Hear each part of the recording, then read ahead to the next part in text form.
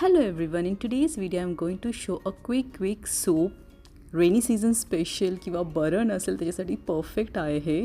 So this is made up of carrot, onion, tomato and only 2 cloves of garlic. Very less ingredients, quickly made आणि एकदम perfect आहे या particular सीझनसाठी. All right. So माझं हे steamer आहे, मी सगळे चॉप करून घेतलेले आहे.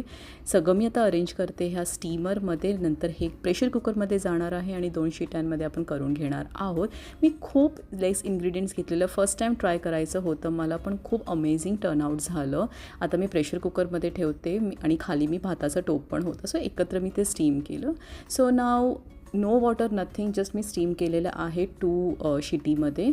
आणि आता आपण हे असं भांडं मला खूप आवडतं, टू बी फ्रँक. हे माझं स्टीमर भांडं आहे. Anyways so now it is ready to just go for the next step.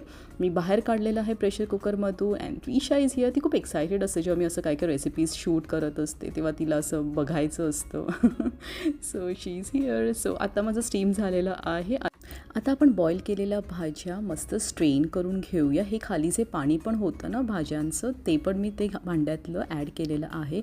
आता छानपैकी स्ट्रेनरच्या हेल्पने मी मस्त असं छान पल्प आलेला आहे. आता आपल्याला पाणी ॲड करायचे. किती घट्ट पातळ तुम्हाला पाहिजे त्या पद्धतीने आपल्याला पाणी ॲड पहिलं करून घ्यायचं आहे. मला थोडंसं थिकच ठेवायचं होतं, सो मी तेवढंच पाणी ॲड केलं. आता कढईमध्ये थोडंसं तूप टाकलेलं आहे.